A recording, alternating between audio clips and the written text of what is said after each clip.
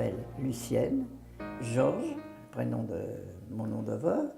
J'habite 105 avenue Robert Letreau à Savigny depuis ma naissance. Je suis née le 11 mai 1926 et j'ai toujours habité ici, avec des passages à Paris, dans la Résistance et tout ça, mais mon domicile a toujours été ici. Je suis un enfant, disons, d'un père qui m'a eu à plus de 40 ans, qui m'adorait et qui travaillait à l'imprimerie des Fossés où on faisait les cartes d'alimentation et les billets de banque pour les Allemands. Donc j'allais à l'école et à 14 ans, il m'a fait quitter l'école pour rentrer dans cette imprimerie où j'ai travaillé avec lui. Mon père faisait les fausses cartes d'alimentation et tout. Et le soir, j'allais à ce moment-là à l'école à la Sorbonne. En revenant, je passais les messages qu'on avait, ou des messages, ou des fausses cartes, ou des messages qu'on recevait de Gaulle et tout ça. Et j'étais chargée de les transférer. J'ai été longtemps à Bagneux chez un monsieur Ruina, il est mort maintenant, mais il était très connu, et avec qui je faisais l'intermédiaire. Et j'ai fait ça pendant un an, sans savoir ce que je faisais, parce que mon père m'a jamais dit « tu fais la résistance ». Mon père, c'était « tu portes mes messages, tu fais mes courses ». Je ne posais pas de questions, mon père ne voulait pas qu'on pose de questions. Il me disait « tu me rends service, j'ai des cartes à poster, tu les postes ». Bon, je les postais. Et comme j'allais à l'école encore, j'allais à la Sorbonne, en rentrant de la Sorbonne, je vais vous dire une chose, je passais devant le ministère de l'Air, vous en avez entendu parler, où il y avait la torture. Je ne me suis jamais rendu compte. Jamais. Les Allemands, des fois, me faisaient un bonjour ou quoi, j'avais mes cahiers, jamais. J'aurais su ça, je ne serais pas passé, je vous le dis. Parce que celui qui dit qu'il n'a jamais eu peur, c'est pas vrai. J'aurais su que j'avais des choses, j'aurais pas passé là. Mais je passais là devant eux. C'est une autre vie, c'est une vie qu'on raconte, qu'on ne connaît pas. Hein. Et un jour, on est convoqué, moi j'ai dit, vous venez entendu parler du colonel André Ouzoulias. C'est lui qui m'a dit un jour, il m'a dit, bon, tu viens ce soir, je pars.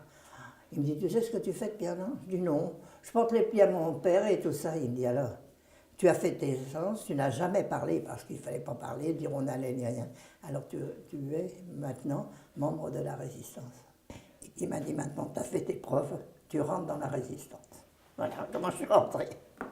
Je suis donc rentrée dans la résistance comme agent de liaison, c'est-à-dire je portais les plis, je transmettais les messages qui arrivaient aussi bien de Gaulle que n'importe quoi. Pendant un an, je portais surtout les cartes d'alimentation que mon père faisait.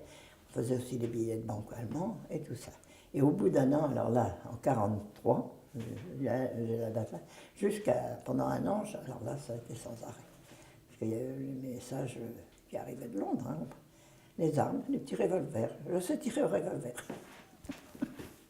Quand mon mari, j'avais un revolver, mon petit-fils me l'a pris, il m'a dit non, mais tu serais capable de t'en servir. Et je travaille quand même dans la journée à l'imprimerie des Fossés avec mon père à ce moment-là, et je fais le soir les messages qu'on donne. En allant un soir en reconnaissance à Vanves, il y avait, on était là, et on a un jeune de notre âge, les Français sont arrivés, lui il a peu pu partir, français, la milice, hein. Il a été arrêté, il a été emmené et fusillé. Les Allemands sont arrivés, ils l'ont tué. Ça. Ah, il avait 20 ans. 20 ans. Et il allait même déjà être père de famille. Ça m'est resté. Des beaux souvenirs, on en a beaucoup, parce qu'à chaque fois qu'on se retrouvait et qu'on avait pu ou faire déposer, transmettre un message, on était contents. C'était ça nos beaux souvenirs. Mais le plus mauvais, c'est cela. Et j'ai eu le frère de mon père qui habitait 2 maisons plus loin, que les Français ont arrêté, il avait 50 ans. Le médecin est venu, il a coupé le pied pour pas qu'il l'arrête, et il a été arrêté quand même et fusillé. Il est mort. Ça c'est des souvenirs qu'on ne peut pas oublier, même 50 ans après. Hein. N'importe comment, les messages, on ne les inscrivait pas. On devait J'ai 88 ans, je n'inscris pas un numéro de téléphone ni rien. J'ai appris à travailler la mémoire parce qu'on n'avait pas le droit. Il fallait qu'on se rappelle tout ce qu'on y disait. Si on se faisait prendre, il fallait savoir. On travaillait comme ça. Alors je n'avais pas peur plus spécialement. Si, j'ai jamais été arrêté ni rien, mais enfin j'aurais eu peur si j'avais été arrêté. Le jour où on rentre dans la résistance, c'est parce qu'on a confiance qu'un jour on en sortira. Tous les jeunes qui étaient là. Et je vous dis ce que je vous ai dit, quand on est jeune, on a un idéal, on voulait retrouver notre France quand même dans d'autres conditions. Mais mon mari qui avait 18 ans, il habitait Paris, il est parti là-bas pour aller en Angleterre, il n'a pas pu y arriver. Mais il avait le même idéal, c'était de se libérer. Vous savez que quand on rentre dans les insistances, ça c'est tout le monde dans toute la France, on quitte notre nom. Parce que pour notre famille, parce que la famille, il faut quand même bien penser que la famille, si on se fait prendre sous notre nom, et moi j'étais la potiote, parce que j'étais la plus jeune à 17 ans. Mon mari s'est appelé le Tigre alors qu'il s'appelait Georges, et pour pas que... D'ailleurs, quand il a été blessé, personne n'a su. Sa mère n'a pas été prévenue. C'est une vie un peu spéciale qu'on a. C'était pas la même vie qu'en province. On peut pas... Nous, on travaillait dans la journée.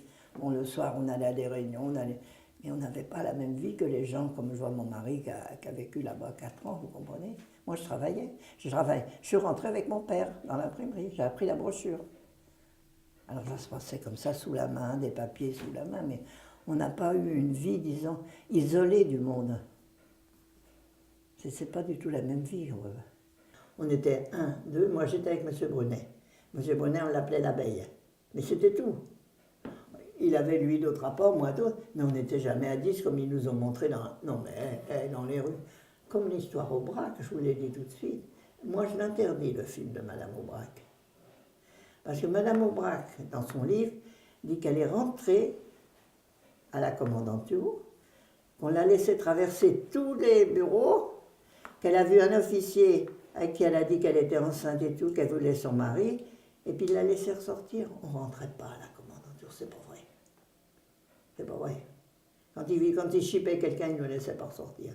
Et je l'ai interdit, moi. Et encore elle, je vous en parlerai, vous verrez. Non, il ne faut pas exagérer. Par contre, son mari est un grand homme, il a fait l'Angleterre et tout. Mais elle, non. Ah non, non, non. Ah non, moi je suis révoltée là-dessus. Hein. On a quand même vécu des périodes qu'on peut dire, les Allemands ne faisaient pas de cadeaux. Hein. Vous savez, vous n'aviez pas intérêt à regarder un Allemand quand on passait, hein, parce qu'on avait l'air de les larguer. Hein. Ça filait. On essayait même de dire plutôt bonjour que de les regarder. Je suis peut-être un peu spécial. J'ai gardé une mentalité de cette époque-là. Et après, j'ai été mutée à l'état-major de Roltanguy, où je suis restée jusqu'à la Libération. Et à la Libération, j'ai participé avec Roltanguy à la Libération de Paris. Si vous êtes libre aujourd'hui, c'est quand même grâce à la jeunesse de l'époque. Hein. Faut quand même le dire. Hein. C'est beaucoup les jeunes qui ont payé de leur vie. Vous savez, quand on a 17 ans et demi, on y croit. Je ferai maintenant, ça arriverait maintenant, je ne sais pas si je ferai ce que j'ai fait. Parce qu'à 17 ans, je vous dis, le 11 novembre 1940, on était 25 000 sur les Champs-Élysées, et les Allemands étaient là, allaient déposer une gerbe au monument, à l'Arc de Triomphe. C'était que des jeunes. Quand on est jeune, on y croit. C'est notre jeunesse, hein. J'avais 17 ans et demi, moi, quand je suis partie. Oh, j'en veux pas, mon père, allez.